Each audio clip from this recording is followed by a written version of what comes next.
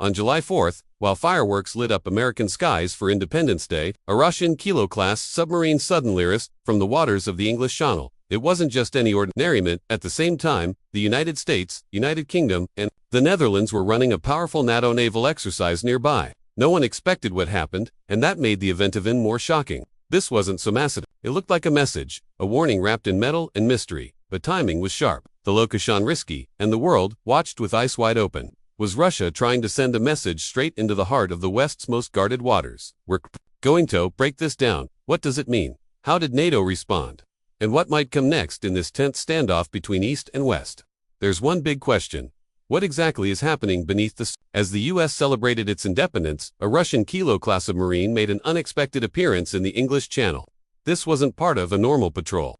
The timing matched with NATO's big naval operation called the Atlantic Alliance 2025. Ships from Espagnols, UK, and Netherlands were training togear nearby. The English Channel is no ordinary stretch of water. It's on-off the most closely watched shipping routes on Earth. So when this submarine came up during such a major event, military experts immediately noticed.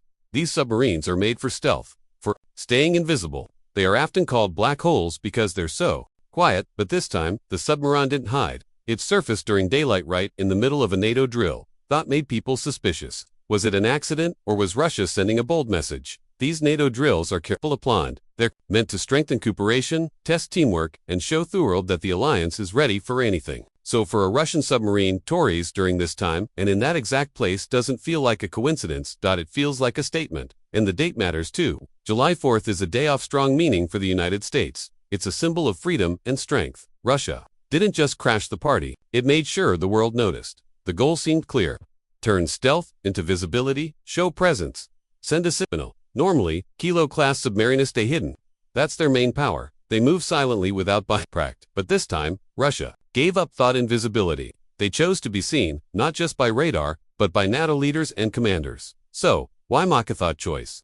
It could be defiance, a show of strength, a way to say, we're not afraid of NATO. Moscow wanted Toprov. It still has the power to surprise and disrupt. Even in waters where NATO was strongest, Russia showed it could still make waves. Even with war in Ukraine and pressure from economic sanctions, Russia keeps proving itself been pushed off the world stage.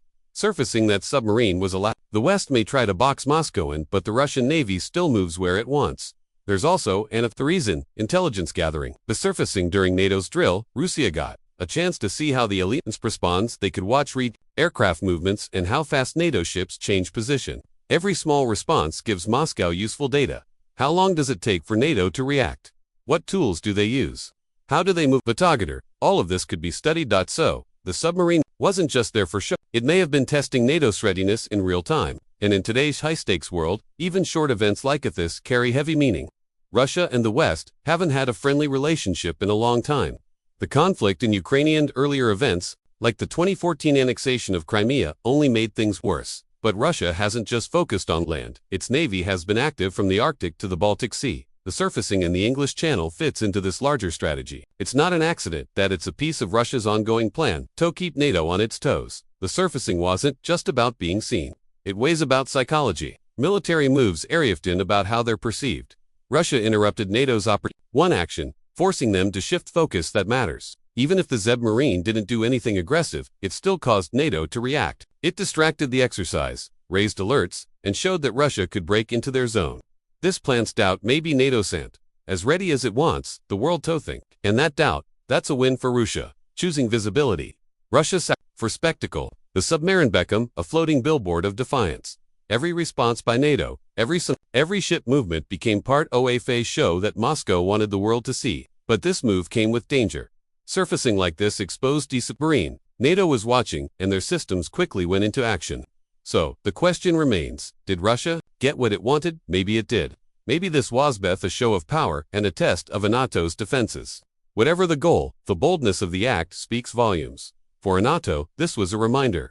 Russia won't just disappear. And the English Channel, it's not just a shipping lane, it's a front line. Control of this waterway means power. It's 350 miles long with its tightest point at just 21 miles wide. Over 500 commercial ships pass through every day. Oil, food, machinery, it all flows here. So any disruption, even a short tone, could hit Europe's economy fast.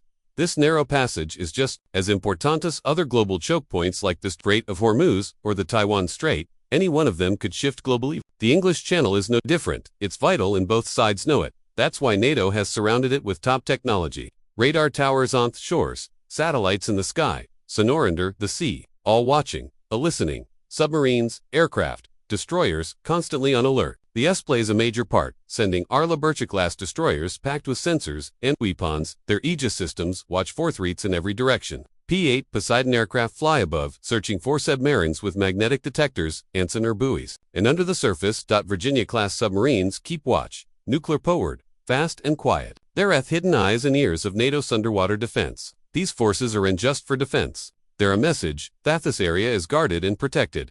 Exercises like Atlantic Alliance 2025 bring all these pieces together. Ships from many countries practice as a team. The goal: make sure no enemy can slip through without a response. When the Russian submarine surfaced, NATO prevented systems were ready, and a key part of that response came from something called Atlantic Area 25, or AA-25. This is NATO's underwater nerve center. It gathers real-time data from satellites, radar, sonar, and aircraft. When the Kilo-class submarine entered the channel, AA-25 saw it.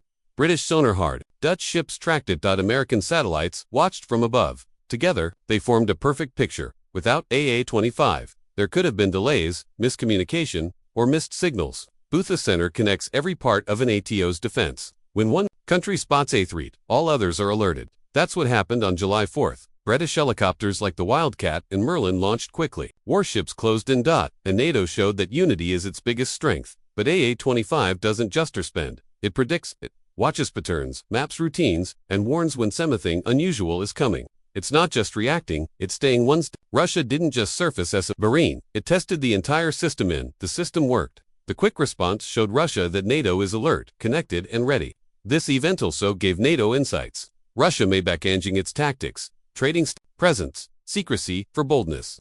By logging these patterns, AA-25 helps NATO plan for the future. This level of trust and cooperation didn't happen overnight. It comes from years of working together. Sharing sensitive data between allies like the US, UK, and the Netherlands isn't easy, but it works because their stakes are high.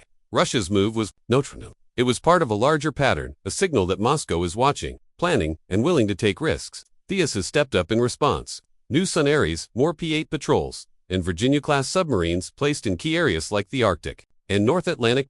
These moves make it harder for Russia to. Joint exercises with Canada, Norway, Japan, and others have become more common. U.S. destroyers now patrol the Black Sea regularly, watching for threats and supporting allies like Ukraine. These efforts show that NATO is reacting, it's adapting. The Kilo-class surfacing was a moment that could have sparked something bigger. A wake-up call that even quiet waters can hide deep tensions. That perception is powerful as firepower.